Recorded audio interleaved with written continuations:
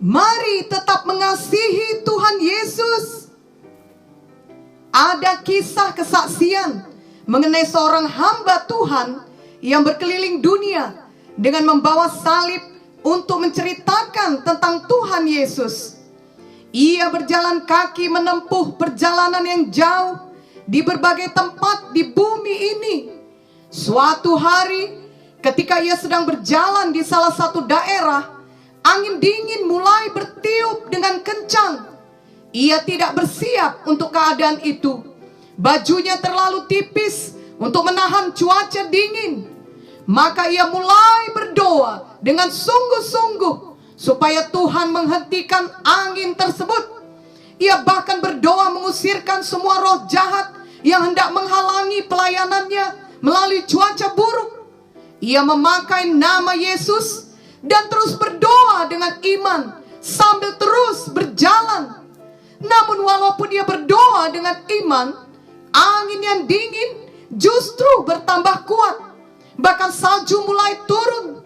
Ketika hal ini terjadi, ia pun tertegun dan terdiam sejenak.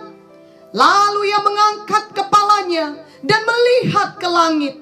Ia pun berseru sambil mengangkat tangannya, I love you anyway. Atau saya tetap mengasihimu Tuhan. Ketika situasi tidak berubah seperti yang kita doakan dan pada waktu yang kita harapkan, dengan cara yang kita inginkan, bahkan ketika situasi itu tetap sama, bahkan kelihatannya dengan mata badani justru semakin memburuk, maka biarlah hati kita tetap berkata kepada Tuhan, saya tetap mengasihimu.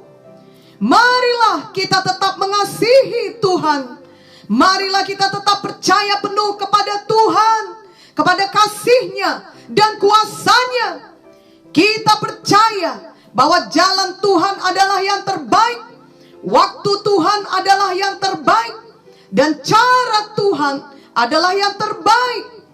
Kita mengakui bahwa akal pikiran kita sebagai manusia tidak akan bisa memahami semua jalan Tuhan. Itu sebabnya kita tetap percaya dan hidup dengan iman setiap hari. Kita ingat Yesaya 55 ayat 8-9 yang berkata, sebab rancanganku bukanlah rancanganmu, dan jalanmu bukanlah jalanku. Demikianlah firman Tuhan. Seperti tingginya langit dari bumi, demikianlah tingginya jalanku dari jalanmu, dan rancanganku dari rancanganmu. Marilah kita belajar untuk tetap mengasihi Tuhan dalam segala situasi, khususnya dalam situasi yang sulit. Janganlah kita meragukan Tuhan, apalagi menjadi mundur rohani. Justru mari kita membangun kehidupan rohani kita lebih sungguh-sungguh lagi. Kita terus mengingat tiap hari bahwa kedatangan Tuhan Yesus kembali semakin dekat waktunya. Kita mau hati kita benar, penuh persekutuan dengan Tuhan ketika saat itu tiba. 2 Petrus 3 ayat 14 berkata, sebab itu saudara-saudaraku yang kekasih, sambil menantikan semuanya ini, kamu harus berusaha supaya kamu kedapatan tak bercacat dan tak bernoda di hadapannya dalam perdamaian dengan Dia. Ayat ini mengatakan kita harus berusaha supaya tidak bercacat, yang berarti hal ini tidak terjadi dengan otomatis atau dengan sendirinya. Seseorang tidak menjadi rajin atau kudus dengan sendirinya. Seseorang tidak berubah dalam hal apa saja dengan sendirinya. Tapi tiap-tiap orang harus berusaha dan harus menyangkal diri untuk rajin, untuk kudus, dan untuk berubah, yakni untuk tidak bercacat pada hari kedatangan Tuhan. Sama seperti seseorang yang harus berolahraga dengan teratur setiap hari agar tubuhnya sehat. Tentunya tidak setiap hari dia menikmati harus berolahraga. Kebanyakan waktu dia akan merasa malas dan mau tidur saja. Tetapi dia berusaha, dia menyangkal dirinya dan berolahraga sehingga dia tetap sehat. Demikian secara rohani kita harus berusaha dan harus menyangkal diri untuk berdoa dan untuk membaca firman Tuhan. Ketika tubuh atau daging kita lebih suka untuk tidur atau melakukan hal lain, hanya dengan demikianlah kita dapat memiliki hati yang mengasihi Tuhan Yesus dalam segala situasi. Biarlah setan tidak dapat menipu hati kita lagi. Walau banyak situasi yang tidak baik terjadi di sekeliling kita, ada yang ketika situasinya tambah baik, dia menjadi lupa akan Tuhan dan meninggalkan Tuhan.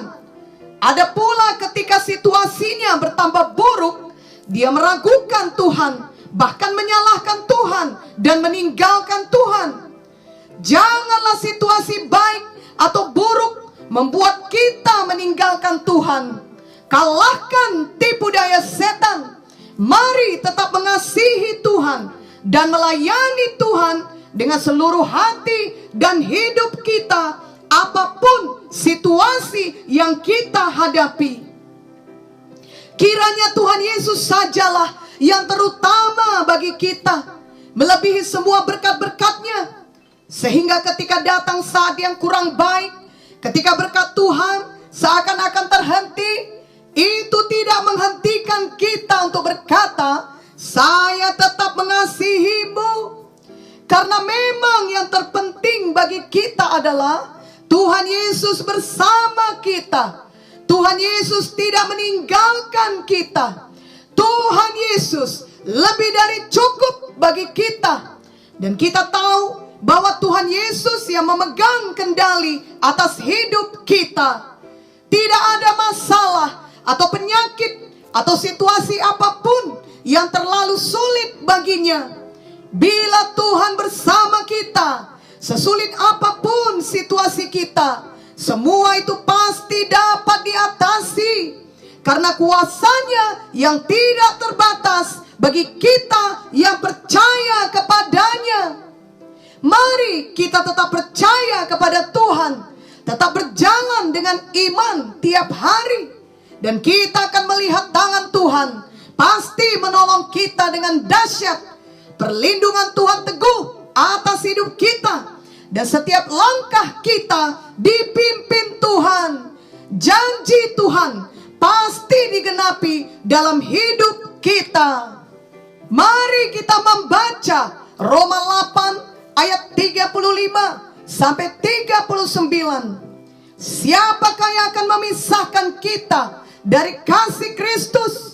Penindasan atau kesesakan atau penganiayaan atau kelaparan atau ketelanjangan atau bahaya atau pedang? Seperti ada tertulis, oleh karena engkau kami ada dalam bahaya maut sepanjang hari. Kami telah dianggap sebagai domba-domba sembelihan. Tetapi dalam semuanya itu kita lebih daripada orang-orang yang menang oleh Dia yang telah mengasihi kita.